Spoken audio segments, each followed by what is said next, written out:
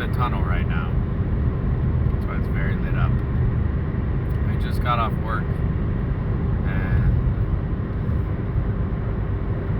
I'm headed out to go find a place to sleep. I know it's very loud.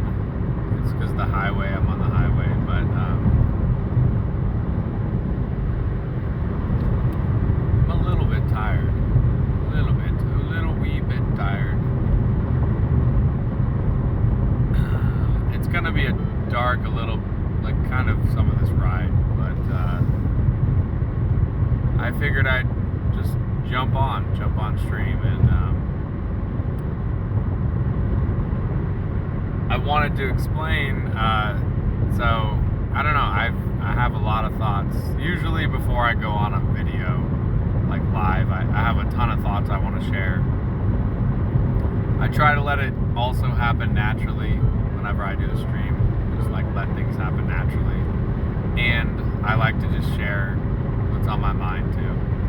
So first and foremost, Mob Rules. For anybody who is truly a Black Sabbath fan out there, you know exactly what that reference is.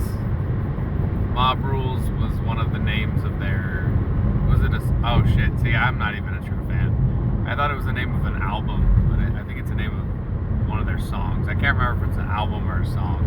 Anyways, it's actually, I think it's it's one of their original albums, and I think they had a self-titled song with it. Can't remember correctly in the moment, but it's a Black Sabbath reference. It's a great band. You guys should check them out sometime. But no, so I made that as the title for today's stream because the other day I was kind of joking with a few friends about because I work at Amazon, and we were talking about Amazon, and Amazon is like the mob. They control everything, and I just got out of work from Amazon, and I work for the mob basically, so there you go. Yeah, but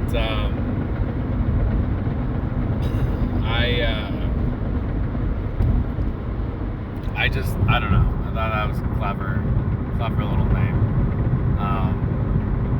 for today's stream. I'm a little bit tired, as you can tell, but there's been a lot on my mind lately, and I have not been as committed to posting on Instagram.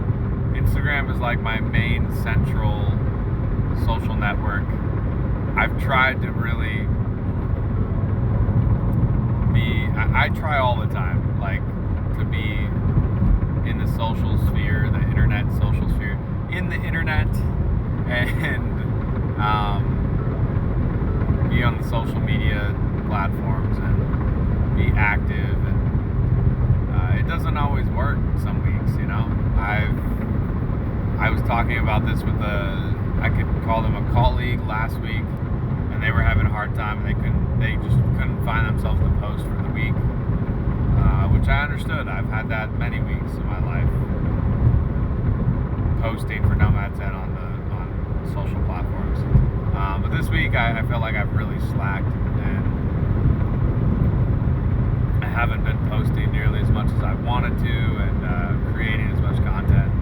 And I think it's also due to the fact that a lot of real life circumstances have happened in the past few months, and it feels like I've just had to jump ship again and kind of figure things out.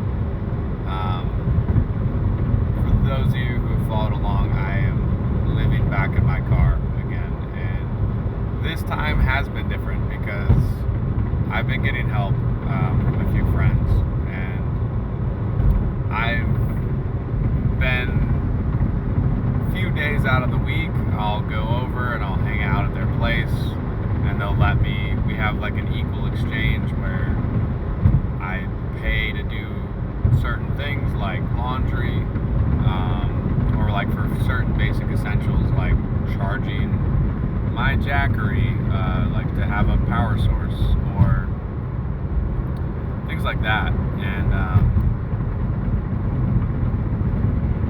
yeah, I have just been grateful. I've been grateful to even do that and to even have that as a resource. And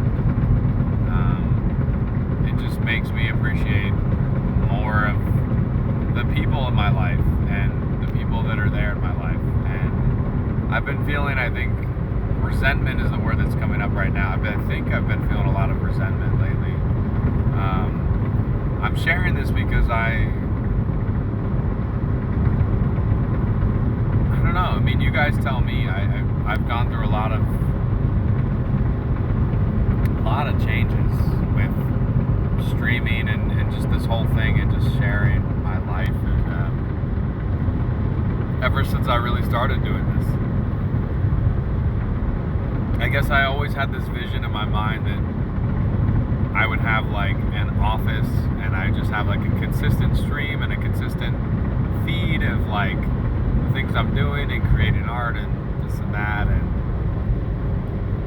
it feels like in the past few years when I've tried to create and keep things going, things have just changed so rapidly and so quickly that it's been hard to keep up at times. And when I first started living out of my car, I looked at it as an opportunity to like really dive into being a nomad and really dive into my own brand and traveling and creating and doing that. And I looked at it from that mind frame. There was a lot of real stuff around it though too. Like I didn't want to be in the place I was at because I felt a stagnancy in my life. Even with COVID happening and all that, I felt like, is this where I want to be in my life right now? What do I want to do? There was also some other things around that, and I think I've gone over those before. I don't want to get into that right now. I don't think I need to do that on camera. When I say other things, I will just say like there were other things with the roommates I had at the time, which are friends of mine, and they are the same friends that now, ironically enough, I've been getting some help from, and our relationship has changed a lot. I think it's evolved, I will say. So I decided to go off and do my own thing, and at that time, when I first started living in my car, I didn't know if that's where I would really end up and that's what it was going to be. And also because of COVID, I was really scared. I was really scared to like just live with anybody else other than the people I had been living with, because we were all quarantined and safe and like, yeah. So I mean, it's been a hell of an experience. It's taught me a lot. Going back into my car, I've explained as well on stream that it was my choice, and I was just upset with the circumstances with my aunt, and I chose to be back in my car.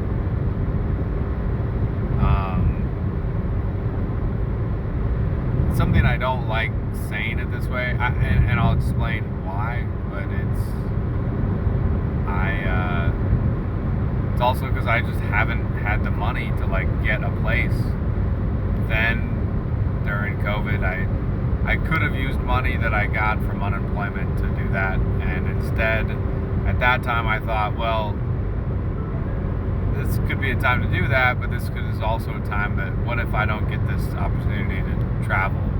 And so that's when I went, and my goal was I was going to go to the Four Corners, but it was closed because of COVID, so I just ended up going to all those 4 states and just checking it out and just kind of adventuring around a little bit with the money I had, and I went through quite a bit of it. to keep going and to survive. And I didn't want to look at it like surviving. That's the thing. I tried to change that as like, look, this could be an opportunity to build my brand and build who I am and what I think I want to do with my life. And now I think I'm finding myself in this. It feels more evolved, yes, but I'm finding myself in a similar position where I'm like, okay, well, what do I want to do? What do I want to do, and where do I want to go? And but as far as the money thing, I said I would explain that. What I meant is yeah, I had the money from unemployment. I signed up for unemployment during COVID, and out here, I don't know about any of you if you're from the States, if it was easy or not easy, whatever state you're from. Out here, it was a difficult process just to get unemployment at first. I had worked 3 jobs before COVID, and 2 of them got cut. The third one, it got scary at that time. I was scared. I was terrified. I was petrified because I didn't know what to believe. I just remember every morning like going to work, and less people were on the road in the mornings, like early in the morning, to the point where eventually it was like nobody was on the road, and I'm like, dude, what is going on? Like, people are actually getting sick, and this is actually a really big problem. And just, I don't know, it was a scary time. It was a very strange and scary time, and I didn't believe it all at first. I did not. I thought it was a load of shit, and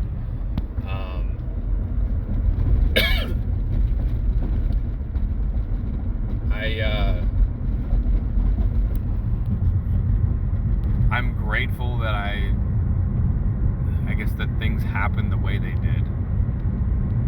Looking back, it's I mean, it's just for all of us, it's been a hell of a ride for the past few years.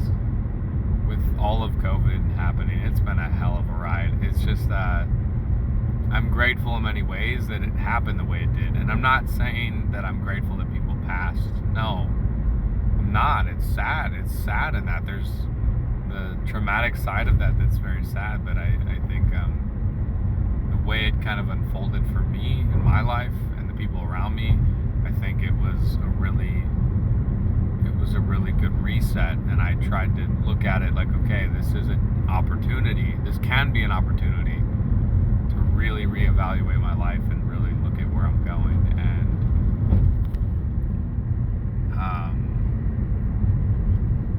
I've been thinking a lot about that lately. A lot about that and what happened a few years ago, but then now, like leading up to now, and oh man, it's amazing, like, to think that 2 years ago the freaking world was freaking out. Everybody was freaked out, and now it seems like it didn't happen. The only thing it seems like is just gas just went up. Like, nothing happened. Is now this is the feeling I have of it now. Now it's like nothing happened, and just gas just went up all of a sudden, and that's where we're at. But no, I